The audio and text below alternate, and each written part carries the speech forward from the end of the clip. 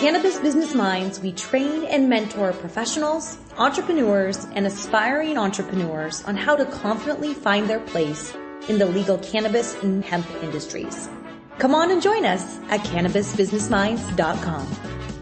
The first time we were chatting, we should have hit record because you were just giving out so many gems. And I was like, this is what people like need to hear, need to understand. So I'm glad that we can, kind of have the conversation again right now. And thank you for being on. I'm loving the hair. I'm loving the vibe right now. How is life? It's snowing. Oh. So it's not like it is where you are, but it's great. Nice. Yeah. So I'm curious, and then we can kind of dive into your history, but how has it been going since we last chatted? I know that there have been some things that have been happening in the cannabis space. What's been going on? Well, I think in Massachusetts, it's been an interesting time because we are now seeing entities closing, which is not something I think anyone ever talks about or really prepares for, right? So there was this big rush of energy and there's this big push to open up all these businesses and make sure that social equity applicants are getting through and everybody's opening and, making sure the MSOs sort of don't take over the industry. And at the same time, I don't ever remember having a conversation of what if someone closes? What if someone can't do this? And I think what happens is we were really just excited to start writing the regulations and the rules, getting people open. If you looked on LinkedIn or social media, people are excited about finally having the opportunity to do delivery or, to come in and own their little cultivation spot. And now I think we're seeing, this is so it was 5.5 years in Massachusetts. Yeah. We've had some entities that have closed, and then that sort of changes the dynamic of, okay, do things need to change from the state level? Are things happening operationally that maybe they couldn't make it, but I always had this adage that if you closed within 3 years, we did something wrong, but nobody thinks about 5 and 10 years. So it's been really it's an interesting twist, and the new commissioners here are certainly going to have to contemplate that when they're doing their rule changes. Wow, that is so true, because you hear about the average business, if you're not going to do well, we'll close in 5 years. So that always is that benchmark for me. But then you're right, you have to consider, okay, well, the taxes, but I know in Massachusetts, they're not as crazy as in some other states. The taxes, the compliance, just the lack of a traditional true market in terms of supply and demand, because it's still kind of this brand new ecosystem. So that is so interesting. And it's funny because our first conversation, you were telling me your whole transition when you found out that you got the job of commissioner, and then kind of the roadmap of how you actually started to go do it. And it makes sense to me that why would you think of the worst case scenario right at the beginning? But in hindsight, do you think it could have been done differently? Well, I think part of it was, one, we didn't have the resources of the time. So when I told you there were 5 commissioners and 5 cubicles, we did not get thrown into our tobacco or alcohol board. We didn't have a staff that was already in place to support us. I remember looking at the phone on my desk and saying to one of the commissioners, do we even know who answers this? Who answers our phone? Is it us? And because it's never rung before, the thing doesn't ring. So, and I remember, it was sort of a flurry of events. I mean, you have the criticism it's taking us too long. You had the criticisms of who we were. People didn't like necessarily our backgrounds. We had a lot of things going on at the same time that you were just all right, fine, we're going to dig into this. Oh, by the way, we have until December. Now I get appointed September 1st. We have till December to finish this. And we can't talk to each other because, and I don't think what a lot of the general public knows is that we have open meeting laws, we have rules, that we have ethics, we have all these things that we have to pay attention to as state employees. We wanted to get it right. We did not want to be seen as violating any of those rules. And so that made it that much more difficult. Everything we did was in real time. We had 8-hour public meetings just to be able to have conversations. And that's when it was, okay, how are we going to open? How are we going to have compliance? How are we going to have this? you have to weigh to make sure that the end product going out matches the product that came in. I mean, it was so technical that I don't think any of us thought, all right, this thing's going to, something's going to close. Like, No. why would it? Because the whole rush is, all right, this is how we're going to do this. This is going to be amazing. This is how it's going to work, right? Yeah. And not And in thinking about 2017, we were still one of the early states. We only had, I think, about 7 or 6 states ahead of us that had been doing this. So we didn't have a lot to really look to say, have they closed yet? Like, what's happened?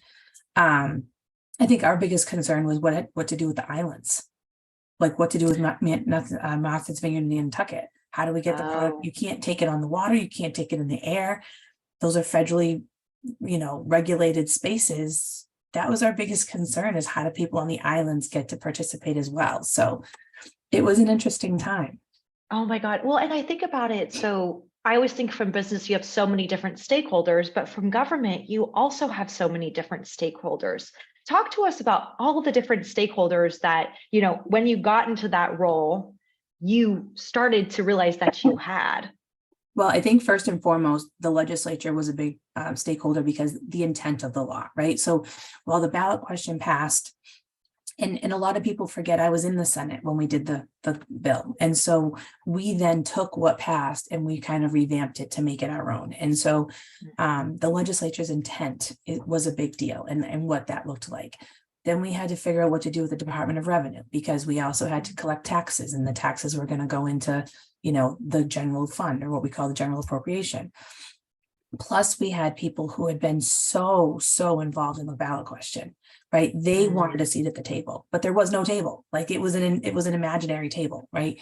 And so, and luckily Commissioner Title, she was there because she was a big part of the movement.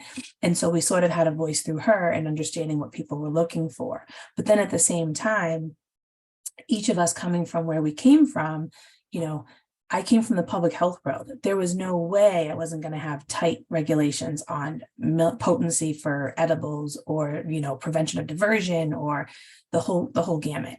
And so we had to sort of take where we came from and then utilize all of these stakeholders, and people really wanted to have conversations with us. And at one point I used to say, if you can't come with constructive criticism and then suggestions, then we're not having this fight, because it would turn into an argument. And people would say to me, well, if you're not with us, you're against us. And it's like, but I'm here. Like, you have to do this. The only person that can remove me is the governor. So I think it was really interesting, because the one thing I did learn, and it's always funny because people don't realize that I have a background in mental health. Like, I have a master's in mental health. This issue of cannabis legalization is so emotional for people.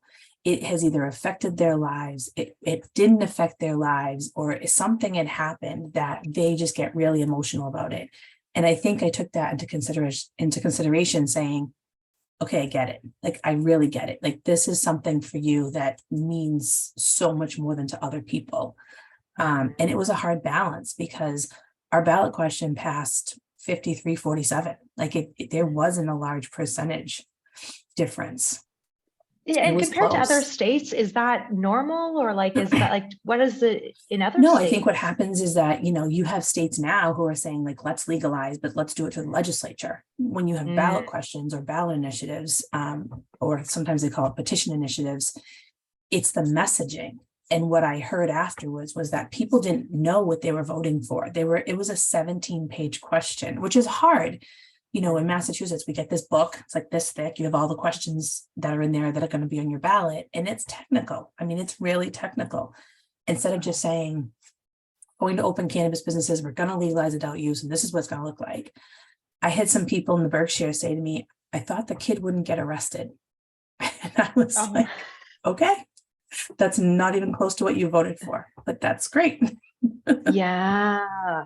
Well, God, I think that's like the hard part, where so many of our listeners are on the opposite side, where you as a regulator or regulation seems so distant and so far off and so kind of confusing, where in the end, it's like, and this is why I'm glad that you're also on the podcast, is like, I want to bring light to, like, this is a work in progress. Like, everybody is trying as much as they possibly can, given the, I don't want to say constraints, but given the framework that's available.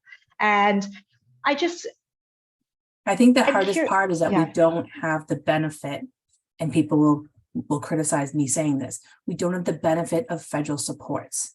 So we don't have sort of a best practice that's been determined. We don't have federal supports when it comes to the FDA. We don't have the things that you would normally look to.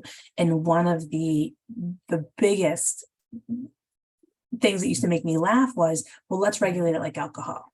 Okay, well, we don't have the support systems that alcohol does. So from there, no. And by the way, we shouldn't be regulating it like alcohol because it's not alcohol. And if you wanted, and I constantly hear, but this is better than someone drinking, well, then we're not going to do that. Like, we're going to look at it for what it is, and we're going to continue to move on. Let's have the difficult conversation of, it's intoxicating, whether you like to admit it or not. Cannabis is intoxicating. You cannot control the level of intoxication like you can with alcohol. You can have 3 sips of wine and walk out the door. You're not going to be able to eat that portion of an edible and then function halfway later.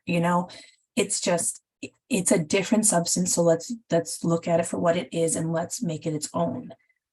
But it would be nice if the feds could help us with that. Yeah.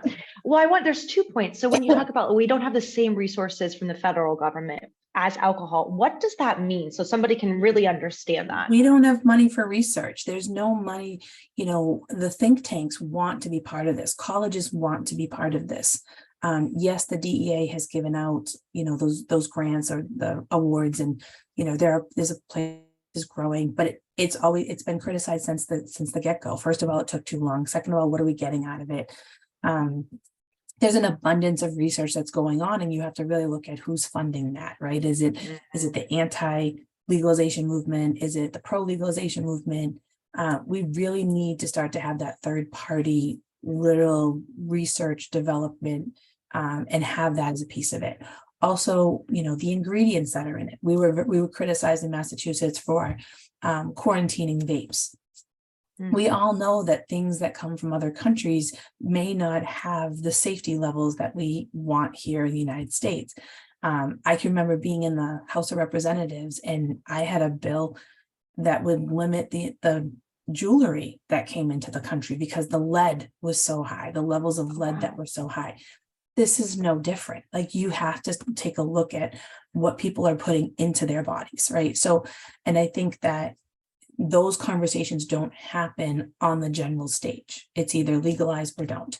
And so for people like me who get put into positions of, regulating and making sure that the rules are there, we have to have those difficult conversations. We have to look at what we know to be systemic government entities and see how it relates to what we're doing. This is not going to be a state by state thing forever, right? And so hopefully, and we used to joke about this, hopefully every state wrote the best regs, and the government and the feds are going to say, take care of it yourselves. We'll regulate it from a higher level, but we'll let you all do what you need to do, right? We don't want to upend an entire industry because it's taken so long for Washington to do something. Yeah, well, and I think that Washington is such an interesting, Washington, as in the capital, and who knows how long that would be.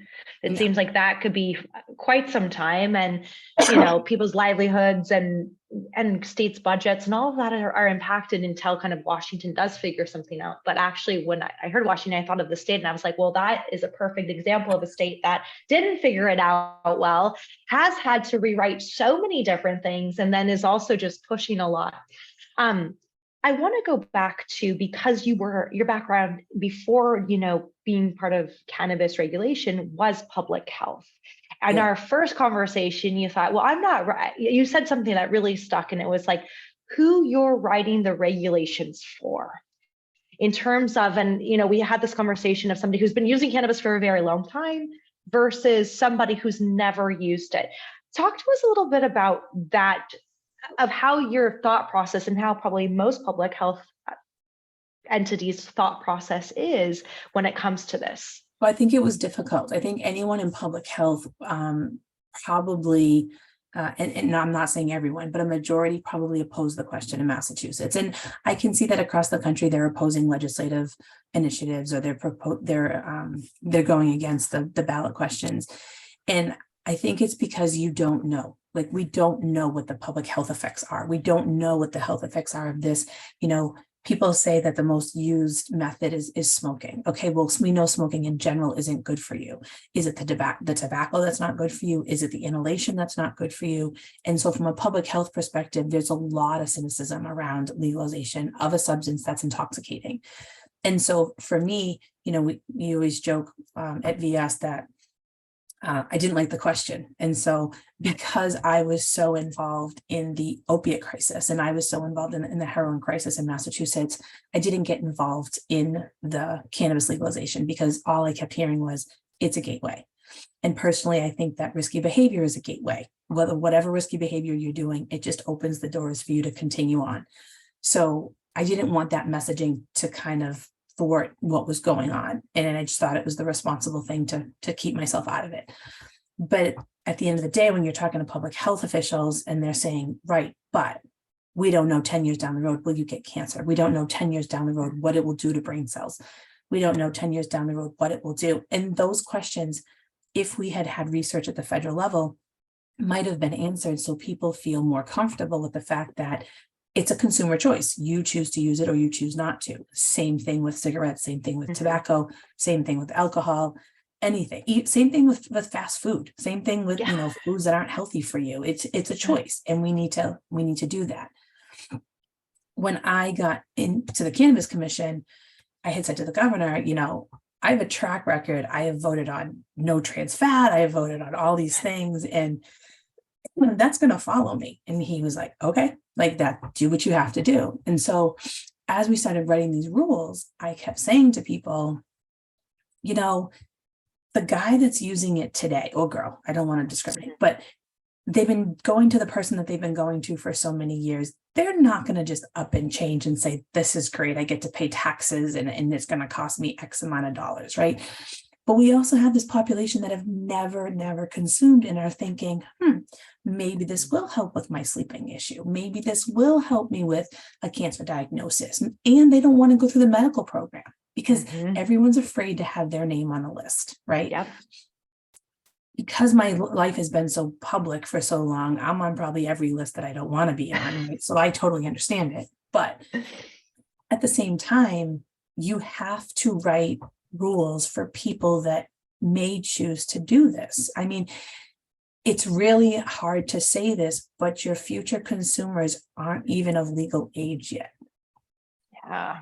And so while we're talking about diversion, and you don't want this to be diverted to children, you have a population of people who will someday be 21 and who will someday be interested, possibly. You have to have that mentality also, because you need to understand what is the future of an industry, right? So you're balancing the future of an industry versus, public health of children and public health of adults and people who choose. So we have all these education materials around, we have all these things around. And the one thing that I was a really big proponent of is that we had to put the helpline for substance abuse on materials, because you never know who's going to have a problem or who's looking for help, and you just want it to be there. So you're sort of writing for two different populations, the current population, the population of what could be, and how do you balance that? But it's not sexy, it's not exciting, and nobody wants to talk about it. And so that's what makes it hard. You get criticized for it, but at the same time, regulators are put there to do what they think is best, for the industry in their state through government work. And I think that's really where it comes down to, like what you said, Washington has had to change their rules all the time. There's a balance you have to have with changing the rules to accommodate for the growing industry, or changing the rules because you messed up. And it's absolutely. Yeah, that's a very, very big difference, because it's like tied to every rule change, there's somebody or families impacted, both from the people who are operating who have to abide by those rules, and both from the end consumer. And so, it's just like you realize I mean, talking with you, I just realized like how deep and complex regulation. I mean, I've always known regulation is deep and complex, but how ultimately, I mean, even just if you went down the route of like those future consumers, well, okay, that spawns out to, okay, well, what type of educational programs do they have in school and when do they start having them in school? To, substance Right. abuse. Like, it's just, it's wild. How did And you? it's funny though, because if you're listening to teenagers, which I'm not sure a lot Yeah. of people do, at least in where I live, they've said we're done with the pregnancy conversations. Like, we're done with the don't smoke, don't have sex, don't get pregnant at a young age. They're now moving on. They're more worried about what is, drug abuse education or substance abuse education. They're worried about mental health of their friends. They're noticing things that happen. So they're sort of telling us, all right, the 1950s, don't have sex, don't get pregnant, don't smoke, it's over. Like, this is 2023. We now have evolved. Why does my friend get so anxious she can't leave the house? Why does my friend feel the need to use something to make things better? Like, they're paying attention, like, and they're the future adults, right? It's called an emerging adult. That's what their age group is. That's where you capitalize on that. And this isn't like the drugs are bad. I mean, this is a simple, and the one thing I learned when I was working through the opiate addiction is that if you don't get them by fourth grade, you don't get them in terms of education. So what are you telling your fourth grader? You tell your fourth grader, don't share medicine that comes in a bottle with someone else's name on it. Simple. Yeah. You're not talking about heroin. You're not talking about No. opiates. You're not talking about cannabis. Don't share something that doesn't have your name on it. That's such, I mean, because it's the process. You can't share prescriptions, but if you're teaching your fourth grader, don't let them give you their ibuprofen or whatever the heck it has in the house. That's a simple education level that then grows in having conversations of, all right, because when cannabis was legalized here, I had parents come to me and said, I told my kid not to take anything from a kid in the cafeteria unless it was in a package, because everyone was worried about the copycats of the edibles being in like the Chips Ahoy bag. And so parents were like, well, how else do I say it? And I'm like, well, there are better ways than that, but okay, we're going to go that way. So how did it work? I'm so curious, like with just the education of consumers, is that like would the state hold meetings and parents would come, or is it kind of pushed down to the school and the school holds meetings? Like, how does the system work? Well, there's multiple systems. There are some school systems that will do drug education. They may add this to it. The one thing that we promoted from the Cannabis Control Commission, was this: add this to the conversation you're already having. Add this to the tobacco conversation. Add this to the alcohol conversation. Don't make it don't make it different. Like, don't make it its own thing, right? We did a campaign here called More About Marijuana. The website is called moreaboutmarijuana.org. And so there were two schools of thought in the beginning. One, we did a campaign that said, know the law. Here's what was passed, because a lot of people were really concerned about the fact that they didn't know what was passed. And second was how to talk to your kids. And so what we did was, it was very tone neutral. It was very, dense with like facts and details. There wasn't really any opinions put into it, except for the fact that we had to choose the character that people were looking at. We found through our focus groups that people wanted to look at a cartoon character, not a person, because they didn't want to feel preached to. But if the cartoon character was saying it, then it's something different. People take it different. And we had palm cards made, and so that these little cards, and anyone in Massachusetts can go on the Clearinghouse website through the Department of Public Health and order these informational cards. The boards of health can take them, schools can have them, parent groups can have them, and people were interested because we ran out. I think 2 or 3 times we had to have more printed. And so it was just trying to educate of, okay, this is what this is. And then at the point of sale, there's an education piece. So if someone's going into the dispensary, there's an education piece. There was never a coordination between what the schools were saying versus what our campaign was versus what the birds say.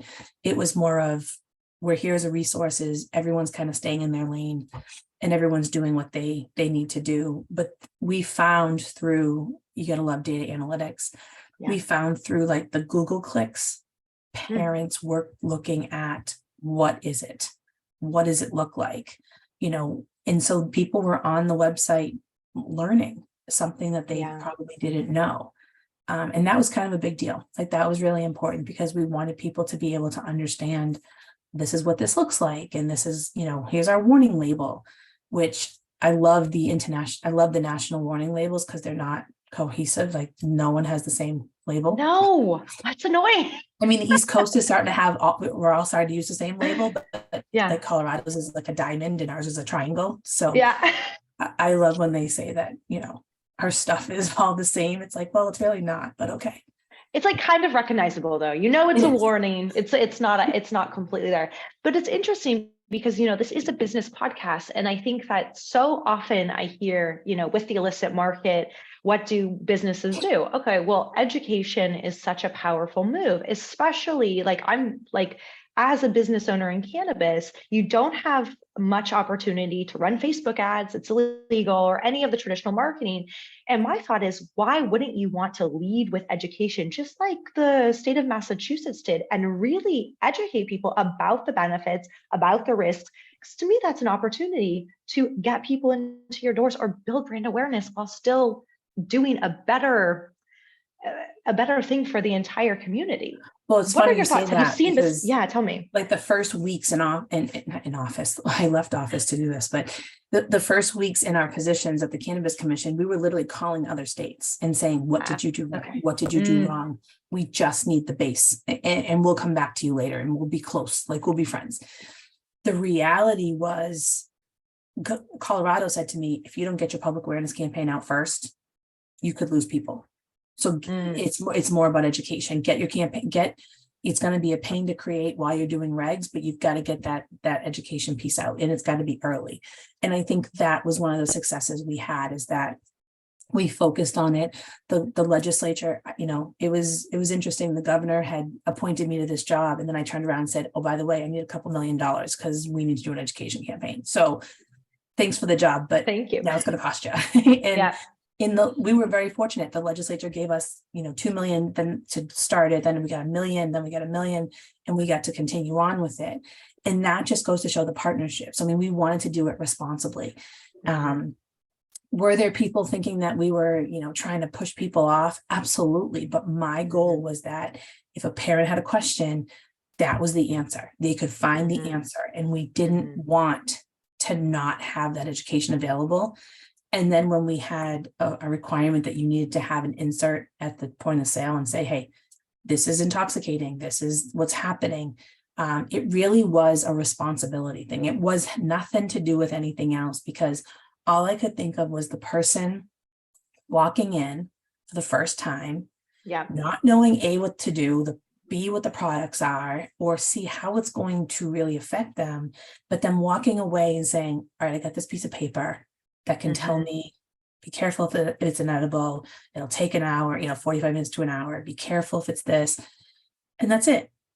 The same way you get at the pharmacy when you get random medicine. I mean, they sit with you, they walk with, you get that stupid insert no one reads, but it's there. Like it's there if you need it, right? So even the inhalers that I've been using forever because I have asthma come with the same information. And you know what? You may be feeling sicker at one point. You want to read it or not, but there's an option, and it's an option for education. And so we try to really maintain that as just an educational tool. The hard part is keeping it very neutral. People want neutral information. They don't want your opinion. It was funny when I first got appointed, people thought they knew my opinion because I voted no on the question. And it was like, well, you really have no idea what I'm thinking. I signed a pledge because I didn't like the question. Like that was it. Like, move on. I've signed 1 million pledges nobody cares about. So it's trying to keep that balance of educating the public, because again, you can't go to the feds. No, there's nothing we're going to get from them. You can go to the think tanks and you can see, okay, here's a 1-pager on what cannabis is. Okay, that's not helping me much. I need it in real time. What's here?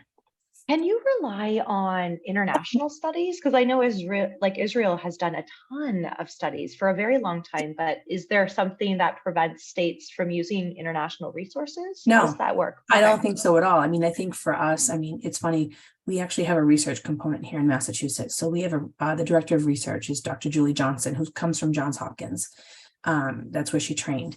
And her directive through the statute, through the law, is to have a research-based or scientifically based research, right? And you can use what is available. Sometimes what happens is people push back to say, well, that's not here. It's not here. And so you can use it because you can see what the trends are. And I think Amsterdam even was a way people were saying, well, this is what the cafes will look like. And now I understand Amsterdam's changing the way that they do it. So even things that have been in place forever are going to evolve. And I think that's important. But the studies that are out there absolutely can.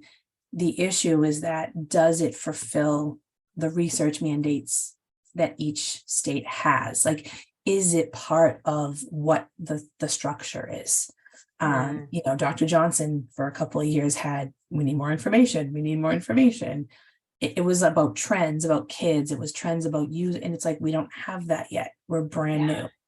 So sometimes it takes time, but research is important. I think all research is important. You just need to pay attention of who it's coming from, not where it's coming from, because everybody likes to have their think tanks. Everyone likes to have their researchers, but at the same time, is it some social media organization, or is it like an institution, or is it someone that has some sort of clout or reputation behind them? Yeah.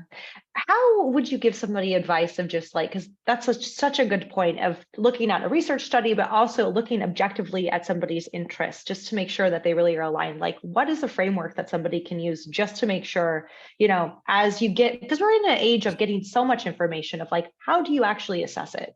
I think if you look at, if you look at the studies, you start with the abstract, right? First of all, who's funding it? You got to look at who's funding it. And it does that align with what you're looking for? Some people are looking, we all know that there's that person that gets sick that's looking for an answer. Like they're looking for the internet to tell them that they're right. It's the same thing with this. Some people are looking for an answer. And if that's what you're looking for, great.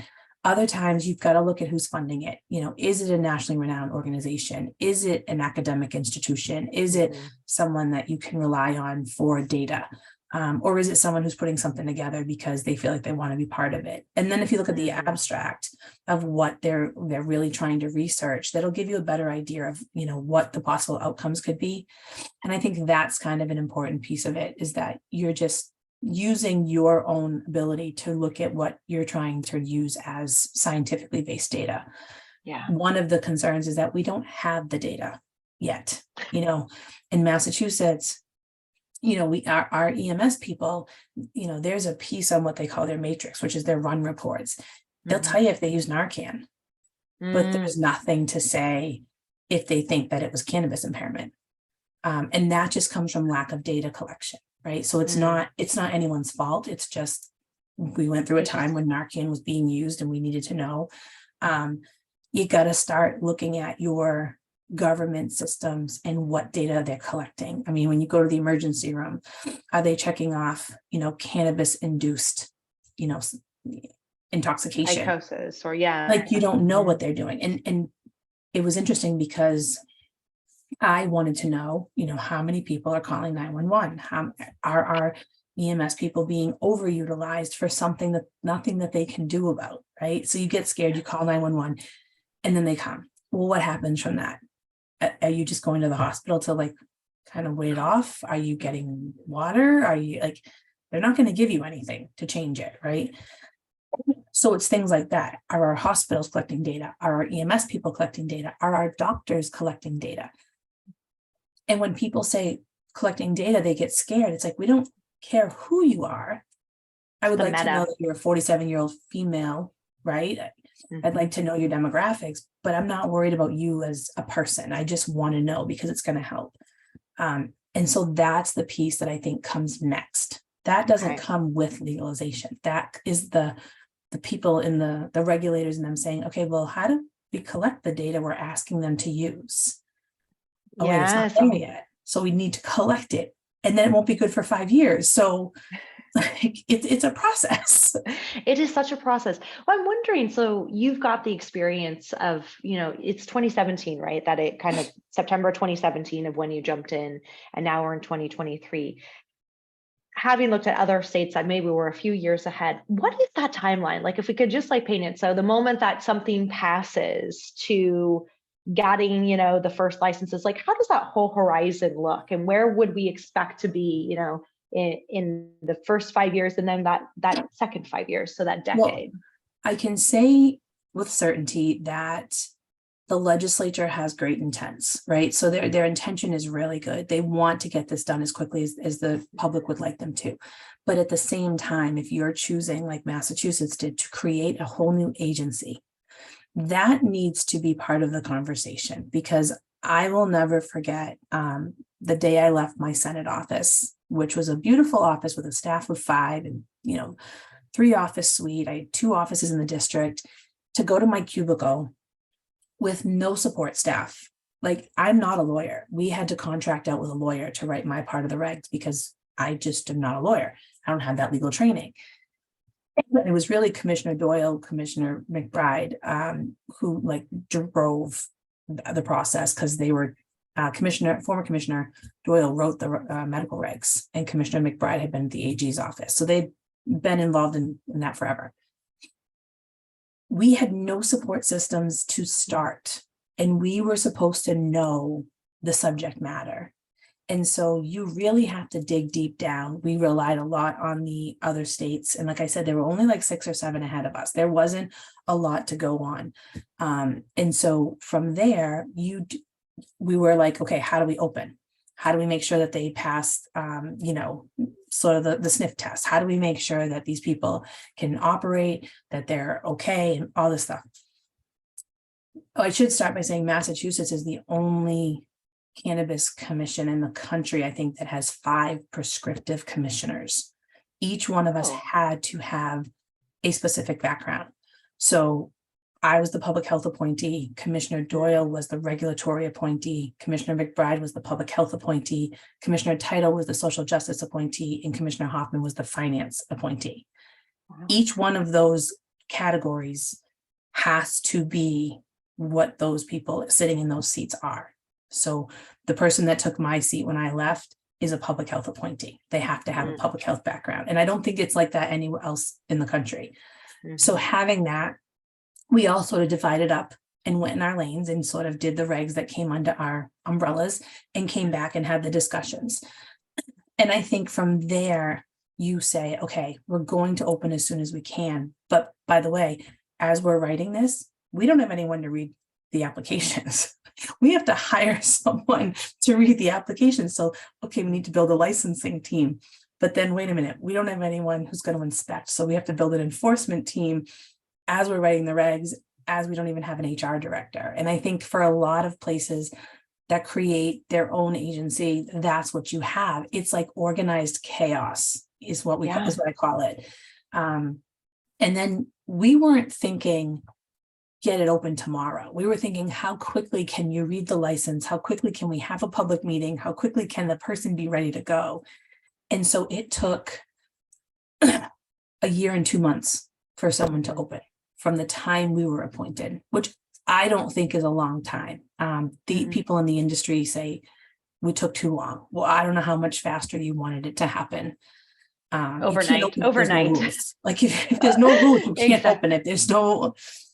So it really comes down to whether you have the support systems or not. Because if you don't, then you're struggling like we were. I mean, I'll never forget, we were in our second office because we moved twice.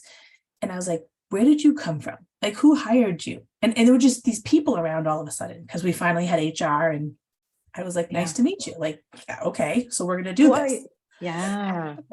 And that's why, you have to pay attention, because it's just everything at once. It's everything.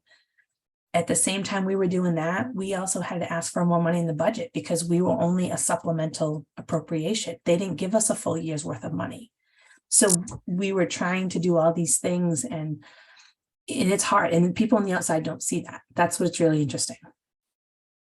No, that's why I'm so glad that you're on, is like to kind of give that behind the scenes look, because to me, what I hear is like, wow, you're like a startup business that's scaling so rapidly, like, and then you've lost funding and you need to go ask for more. And that's like, you have to have a really smart strategy and organized chaos. Like that's a really brilliant way to put it.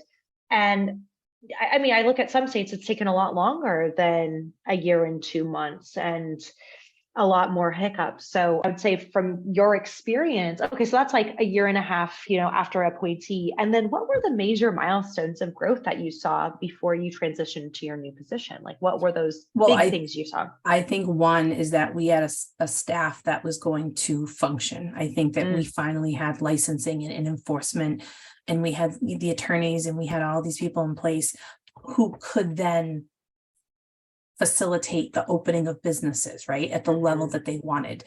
Then I think we had the opening, and they were on two ends of the state, so it wasn't exactly like it was in the same part of the state.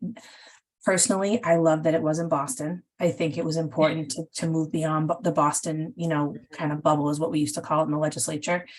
Coming from where I live out in Leominster, we used to call us like the redheaded stepchild to Boston. Like, okay. Everyone inside this bubble gets paid attention to. Everybody outside, just you have to fight for it. Yeah. So the fact that one was in Northampton, which was sort of Western Mass, and you had one that was in Leicester, which is right outside of Worcester, I think was a big thing. I think our public awareness campaign coming online was huge, because that again showed our commitment to education, and showed a commitment to education in a responsible way. It wasn't like one of those scare tactics. It wasn't anything that had to do with it. And then I think because we got the first round of regs done, and we were starting to move on to our second, because we knew that we were going to have to do more reg changes, because we didn't know what we didn't know back then, right? You just don't know what's not there. And so we didn't have the ability to prepare for these jobs. I mean, when I tell you that I was called in August of 17 to be appointed for September 1st of 17, that's not a long time to do anything. And I'll tell you, working through the criticisms, I think the initial five of us commissioners, we did a good job. Like, we weathered a lot of storms. We did a lot of things we had to do. And we set the tone and set the foundation for the next five commissioners that were coming on. And so, because in Massachusetts, you only allowed 2 terms and then you term out, there will be a continual change in commissioners, at least every 10 years, maybe every 5. Wow. And so that's another, milestone, is that people aren't sitting there for 20 years. You can't do that. We don't have the ability to do that. I like that. In Massachusetts, we just passed the first bill in 5 years. Like, they just passed the first major cannabis bill in 5 years. So it shows the growth that's happened. It shows, and I'm also a big proponent of the fact that if you're going to pass a bill, even as big as legalization, you need to leave it for a year. Like, you need to let it sit, and you need to let it work, and not say 6 months in, well, this didn't do what we wanted. Well, nothing does 6 months in. So I think we've done a good job. If you ask people on the outside, they may say the opposite. Well, maybe we'll have to have people ask that question to ask a regulator. What's your new role? What made you want to transition into something new beyond the private side? Like, what do you do here? So I'm the director of regulatory policy at Vicente. And what I do is I do a lot of government interactions. I help our clients navigate some of the government issues. I focus on building relationships across the country, because there is a lot to be learned from each of us, right? I see people that have just been appointed to either executive director jobs or commissioner jobs. And I say to them, I feel for you. Like, I really feel for you, because you're going into a world that is just, it's heightened on so many levels, right? You have the public side where it's being driven by, we want policy changes, and this is an activism type thing, to the government saying, what the heck are we doing? Like, how are we doing this? And if you look at some of the headlines, even today, you still hear, we can't have those on our streets. And I'm trying to say, but they are. And so why wouldn't you want it to be legal and tested? And, again, I come from the substance abuse world. And so things are laced.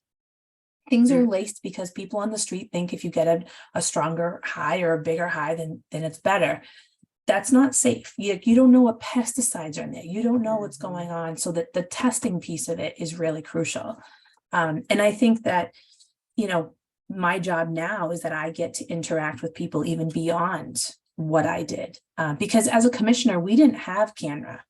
CANRA started, I think, 2 years into when I was at the commission. We didn't have the benefit of having other regulators. It was more of my colleagues and I were calling other states saying, hey, we're in your shoes now. Like, can you help us out a little bit? And if it wasn't for the genuine interest in sharing information, this country would not have been able to do this state by state. I mean, I give regulators so much credit because when we used to call, they would answer and they'd say, what do you need? like what do you want? And so now I get to do this on the private side, obviously, and it's unique because I understand the public side, what the government concerns are going to be, but also what the industry concerns are going to be. So I'm sort of that conduit that can say, town hall's not going to go for that. Like, that's not going to happen at the moms group, that meets every Tuesday.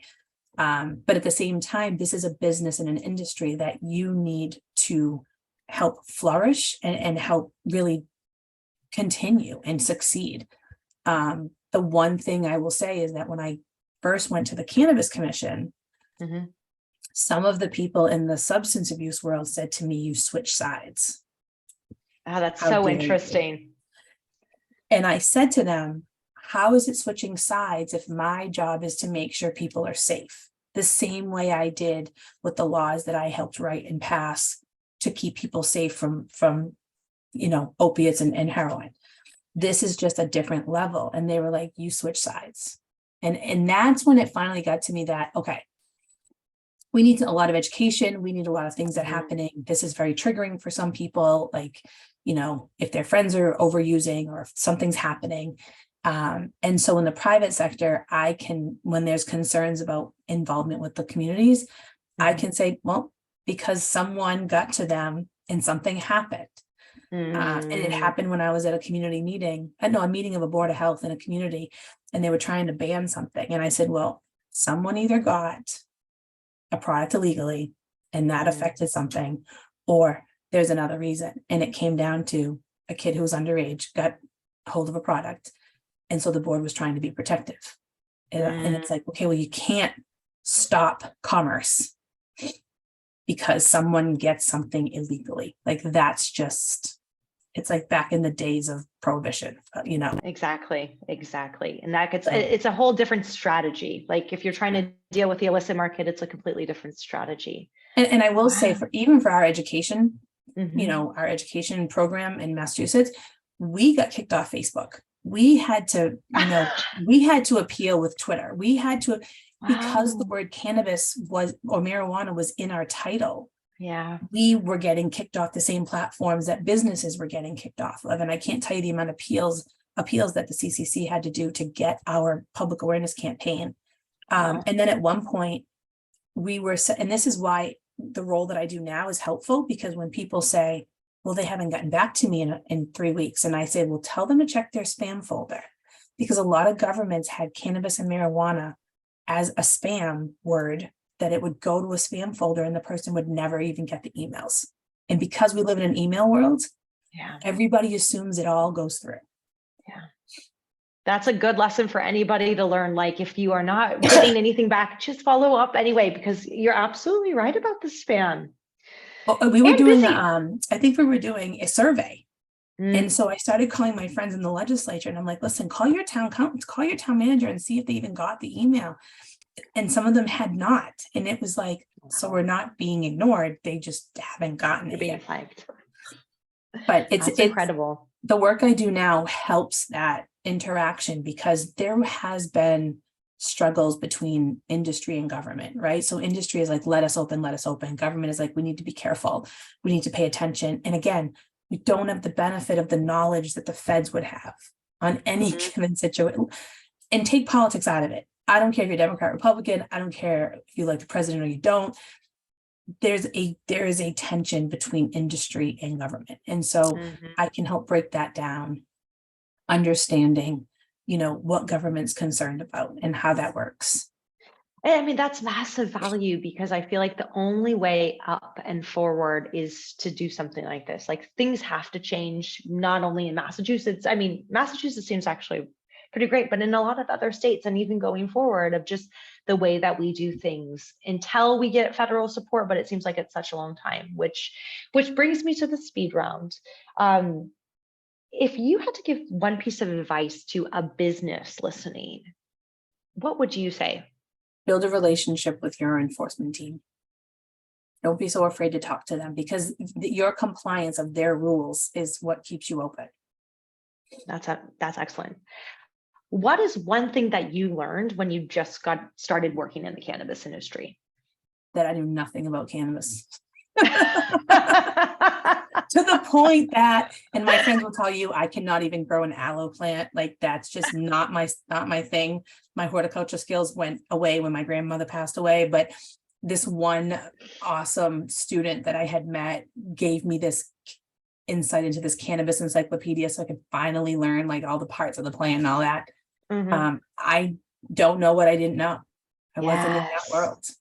Well, it's so complex. Even being in that world, you might know just a very small bit of it, and it's like 483 molecules. Like, we only know really a few of them. It's just, I'm telling you, my whole friend set, like my whole family and friend set, they learned so much that it's like a NASA operation to run this cultivation. Because every time I would come out of the cultivation center, I would be like, legit, it doesn't take this to launch a shuttle. Like, it's just the way that they're inputting like nutrients and this and that. And people, my friends would listen to me like, we cannot believe you're doing this. Like, how did you get here? I love it. You kill your aloe plant. I'm like, well, luckily I don't have to work in a cultivation center ever. Exactly.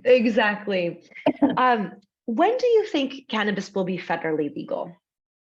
No idea. I think I love my friends in government. I love my friends in Congress. I don't think the politics of Congress will get out of the way soon enough for this to get done. And I don't think it has anything to do with cannabis. I think it has everything to do with politics. So frustrating. But I'm hopeful because my Congressman Jim McGovern is he's the ranking person on rules, the minority person on rules, because he's a Democrat and he was the head of rules committee. So I'm hoping that, the work he's done and others have done can really pave the way, but I'm not hopeful yet. Any ideas on at least like IRC 280E or banking? Like, is there, because from 280E, nothing can happen unless it gets descheduled or rescheduled to like a 3 or a 4. Yeah. Any ideas? Like, do you think that's just probably going to be the exact same time as federal legalization? Or I'm hoping that they change that. I mean, when you've got 30 plus states that are doing this, there needs to be, in how many times we end up about tax reliefs and tax packages and, relief for families and businesses. These are businesses and they're operating legally in the states. And I think that at some point Congress has to realize that they are also operating legally. And so they deserve to have the passage of banking and just to allow it all to happen. And at the same time, with that, allowing people to be able to borrow. I mean, I think that, and this is a whole conversation for another day, but you want to focus on social equity. People need to have access to cash. And that is one of the things that holds a lot of people back. It holds an everyday person back, let alone someone trying to get into this industry. And so I think at some point Congress has to realize what's going on in the states that they actually represent and that no one's waiting for them. No, that'll be one of our other conversations. Jen, thank you for this like kickoff with behind the scenes with the regulator. I'm so excited to figure out where we're going to go. How can people, if people want to ask questions, how can they find you? They can email me, they can call me. I can give you, you have my information, but we can provide it. I answer my phone. I always have. That was one of the downfalls when I was in office. I'd answer my own phone. Or they can email me, but we'll get that information to people. Okay, awesome. Thanks so much for listening to this week's show. Please subscribe wherever you get your podcasts. And if you enjoyed this, leave us a 5-star review. Make sure that you share this episode on your social media and tag us in the Instagram stories. You can find us wherever you go on social media. Just look up Cannabis Business Minds. Have an idea for the show or something that you want to talk about? Shoot us an email at podcast@cannabisbusinessminds.com.